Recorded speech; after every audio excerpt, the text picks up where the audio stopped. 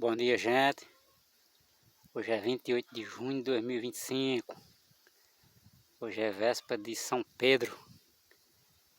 Dia da gente fazer a fogueira dele. Eu terminei de fazer a minha agora. E você aí, onde você mora, já fez a sua?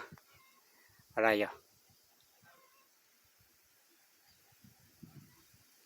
Até que quando eu tava terminando aqui a fogueira, a mulher tava varrendo o terreiro ali, aí olhou pra fogueira e disse: "Ah, mas aí ficou maior do que a de São João."